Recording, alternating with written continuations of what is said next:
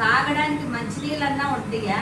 ఒకవేళ మనుషులే అయితే గనక వీళ్ళు ప్రయాణ మార్గంలో వాళ్ళు మరి పశువుల మంద కాపర్ల నుండి వాళ్ళకి ఏదన్నా ఇచ్చి మరలా ఇంటికి తిరిగి వెళ్ళిపోతున్నా ఏదన్నా చేస్తున్నా మార్గంలో వీళ్ళకి ఏముండదు, ఆకలికి అన్నం తినడానికి ఏమీ దొరకవు, త్రాగడానికి నీళ్లు ఉండవు, ఏమీ ఉండవు అన్నమాట, ఏమి ఉండవు.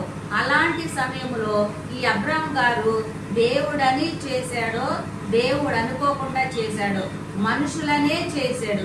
ఎందుకంటే ఒక పత్రికలో ఉంటది, అబ్రాం గారంట తెలియకయే కొందరు దేవదూతలకు ఆతిథ్యం ఇచ్చిరి, కొందరు దేవదూతలకు ఆతిథ్యం ఇచ్చిరి. హల్లెలూయా హల్లెలూయా. కొందరు తెలియకయే దేవదూతలకు ఆతిథ్యం ఇచ్చారు. ఈ అబ్రాం గారు వాళ్ళే కాదు, ఎమ్మావు మార్గంలో ఇద్దరు శిష్యులు కూడా యేసయ్య పునరుత్థానమైన రోజును కూడా రాత్రుల పూట వెళ్ళిపోతుంటే ఆయన దేవుడని వాడు అనుకోలా. దేవుడు అనుకోకుండా ఎవరో ఒక సహోదరుడు వెళ్తున్నాడు ఈ రాత్రి పూట ఈ మార్గంలో వెళ్తే ఆయన్ని ఏ పులి ఏ సింహము ఏదో చంపేస్తుందని చెప్పని సహోదర ప్రేమతో మంచి మనసుతో, ఈ మంచి మనసు ఎలా వచ్చింది?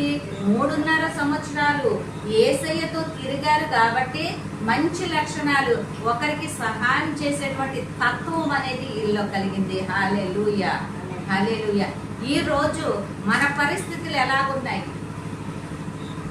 ఈ రోజుల్లో గత ఒక 10 సంవత్సరాల క్రితం కూడా దారేపోయే వాళ్ళకి ఎవరన్నా కొంచెము అదేంటి పిచ్చ రూపంలో బట్టలు వేసుకుని మురుగుబాటి ఇవాళ నిజంగా ఎవరికన్నా అలాంటి పరిస్థితుల్లో ఏదైనా సహాయం చేయాలంటే చాలా భయం వేస్తుంది కదా.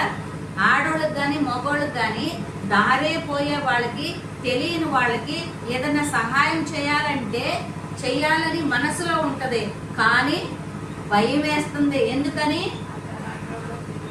అమ్మా వాళ్ళు ఎలాంటి వాళ్ళో తెలియదు, దొంగలే ఏం చేస్తున్నారు, మంచిగా వస్తున్నారు. మీ ఇంట్లో గ్యాస్ బండి ఇస్తాము, లేదంటే ఏసీలు బాగా అది కొట్టేసేసి వాళ్ళు పడిపోయిన తర్వాత బీరువాల్లో ఉన్న బంగారం సహాయం చేసేది ఎవరికి చేస్తాం మనము?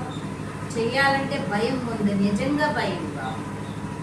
ఎవరన్నా మగోళ్ళు వచ్చి అడుక్కునే వాడు వచ్చినా కానీ నిజంగా నాకైతే భయం వేస్తుంది.